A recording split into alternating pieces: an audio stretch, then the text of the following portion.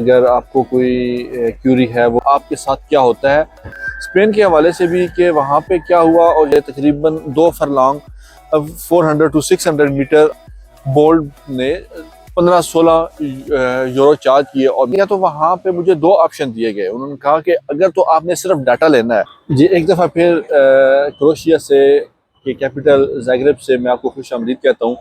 आज की वीडियो में अभी तक मैं इधर क्रोएशिया में मौजूद हूँ और किसी भाई को कोई हेल्प चाहिए तो वो बता सकता है। अगर आपको कोई क्यूरी है वो भी आप हमसे बात कर सकते हैं। तो आज के हम टॉपिक में 3-4 चीज़ें हम डिस्कस करेंगे। साथ साथ मैं आपको इसका व्यू दिखाऊंगा। मैं जस्ट आपको अभी बता के फिर अपना मैं कैमरा टर्न ऑन कर रहा हूँ दूसरी साइड पे, ताकि आप यहाँ की चीज़ों को भी महसूस कर सकें और बातें भी देख सकें। मेरा चेहरा तो आप देखते रहेंगे। तो ये है कि आज की वीडियो में हम ये डिस्कस करेंगे कि जैसे ही आप यहाँ पे ज़ाग्रेब में एयरपोर्ट पे उतरते हैं तो आपके साथ क्या होता है, और ये एयरपोर्ट कितना बड़ा है, और वहाँ से आपका अगर कोई ट्रांसपोर्ट वगैरह लेनी है, बस लेनी है, टैक्सी लेनी है या कुछ और करना है तो आप कैसे कर सकते हैं। उसके बाद का जो स्टेप है, अगर आपको कोई लेने वहाँ पे आया हुआ है तो आपने उसके साथ तो ज़ाहिर चले जाना है। अगर नहीं आया हुआ तो फिर आपने क्या करना है उसका भी मैं आपको बताऊंगा। उसके बाद जब आप यहाँ पे पहुँचते हैं तो आपको एक चीज़ की ज़रूरत पड़ती है, वो ये है कि आपको सिम कार्ड की ज़रूरत पड़ती है। तो वो कौन सी आपने सिम कार्ड लेनी है, कौन सी बेनिफिट वाली है। अब जिस तरह मैं पहले स्पेन गया था तो फिर उसके बाद क्रोएशिया आई हूँ, दोनों एक्सपीरियंस मेरे पास मौजूद हैं। स्पेन के हवाले से भी कि वहाँ पे क्या हुआ, और यहाँ पे सिम के हवाले से आपने कैसे बाय करनी है। उसके अलावा जो खाने के हवाले से कुछ चीज़ें हैं कि यहाँ पे कुछ हमें खाने के इश्यूज हैं, ज़रूर हैं। फूड आप कितने में खा सकते हैं, फूड आपका जो है वो एक्सपेंस कितने आएंगे डेली। ये 3-4 चीज़ें हम आज डिस्कस करेंगे। और चले चलते हैं और वीडियो को मेरे साथ ही रहिएगा। और मैं कैमरे को का मुंह दूसरी साइड पे करता हूँ, साथ साथ आप दूसरी चीज़ों को भी आप देख सकते हैं। जी, सबसे पहले तो ये है कि जैसे ही आपने यहाँ पे आना है तो आपने इमिग्रेशन से गुजरना है। क्योंकि मैं तो इमिग्रेशन से गुजर के नहीं आया। उसकी रीज़न ये थी कि एक तो मैं स्पेन से आया हूँ, शेंजन टेरिटरी से। मेरे ख्याल में यहाँ पे ये है कि जो फ़्लाइट्स हमारी शेंजन से आती हैं उनके लिए कोई नहीं है, कहीं पे इमिग्रेशन से मैं नहीं गुजरा। मैं जैसे ही वहाँ से निकला, मेरे पास एक ही बैग था।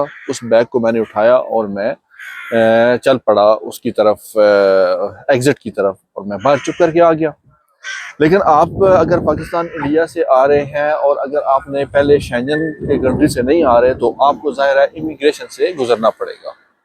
यहाँ पे इमिग्रेशन इतनी ज़्यादा स्ट्रिक्ट नहीं है। अगर आपके पास जेन्युइन वर्क परमिट है और वीज़ा आपका लगा हुआ है तो आपको कोई इतनी ज़्यादा दिक्कत नहीं होती यहाँ से इमिग्रेशन के सवाल जवाब को देने के लिए। क्योंकि इनको एक तो बंदे चाहिए हैं, दूसरा ये है कि यहाँ पे जो वर्क का जो सिस्टम है वो नया नया है। इनको कोई इतना बैड एक्सपीरियंस नहीं है लोगों के, और लोग आ रहे हैं यहाँ पे और काम कर रहे हैं इनके पास।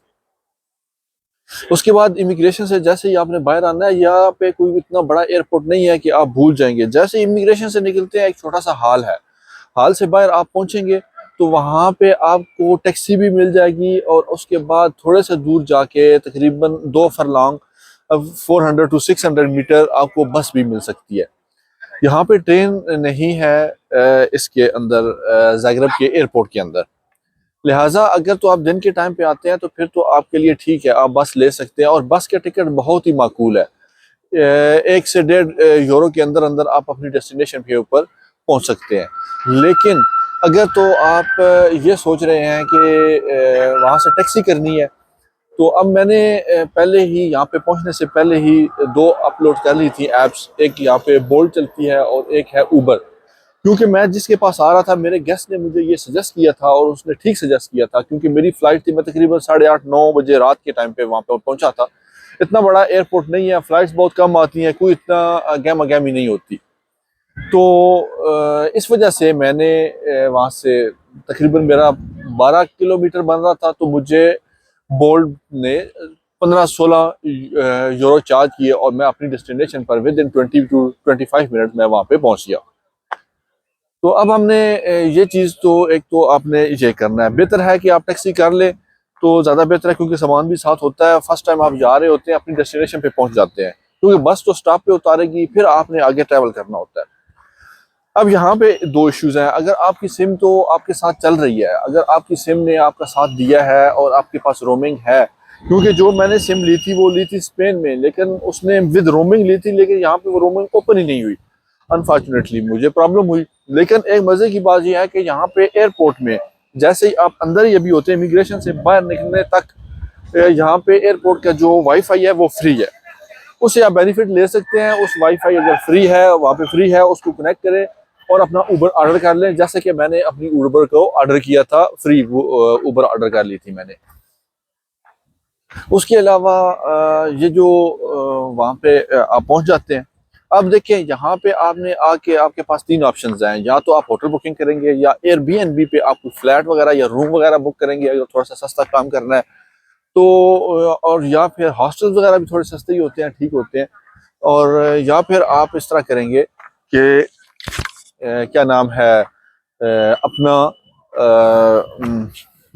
किसी बंदे के पास चले जाएंगे। तो लिहाजा अगर आप किसी बंदे के पास जाना है तो जाहिर है वो या तो लेके आएगा या आपको एड्रेस बताएगा, आप उबर करके वहां पे या बोल्ड करके वहां पे पहुंच जाएंगे।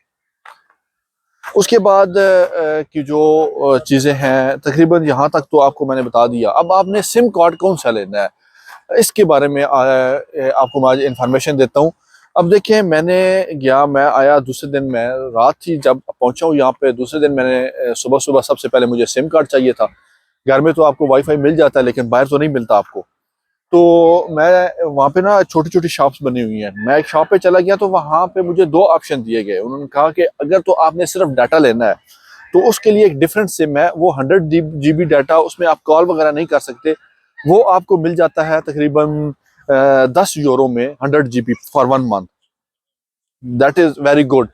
और लेकिन मुझे चाहिए थी विद कॉल, क्योंकि कॉल का मुझे था कि कहीं कॉल करना भी पड़ सकती है। तो वो ऑप्शन था 6.5 यूरो की, मुझे मिली 50 GB डाटा के साथ, 1000 मिनट और 1000 SMS के साथ। तो ये एक बहुत ज़बरदस्त ऑप्शन था। और इस एक आपने सिम लेनी है टेली मैच की। टेली मैच एक कंपनी है और बहुत ही 6.5 यूरो टोटल आपके लगते हैं, और आपको एक माह के लिए 50 GB डाटा एक अनफ डाटा होता है, और 1000 मिनट्स कॉल एक आपको ठीक पैकेज मिल जाता है। तो बस आज ये 3-4 चीज़ें थी मैंने आपसे डिस्कस करनी थी कि अगर आप न्यूली यहाँ पे आते हैं तो आपको किन चीज़ों को फेस करना पड़ सकता है। तो थर्ड जो मैं एक और चीज़ आपसे करना चाह रहा था वो था फूड। फूड का जो यहाँ पे सीन है वो थोड़ा सा कॉम्प्लिकेटेड है as compare to other European countries, क्योंकि अदर यूरोपियन कंट्रीज के अंदर जो लोग या अपनी कम्युनिटी, इंडियन पाकिस्तानी कम्युनिटी बहुत टाइम से रह रही है। इस वजह से वो वहाँ पे उनकी फैमिलीज भी स्टेबल हो चुकी हैं, वो खुद भी वहाँ पे स्टेबल हो चुके हैं, उन्होंने बिजनेस डेवलप कर चुके हैं, और वहाँ पे फूड का इशू नहीं होता। यहाँ पे सर जी फूड का आपको बहुत ज़्यादा इशू हो सकता है।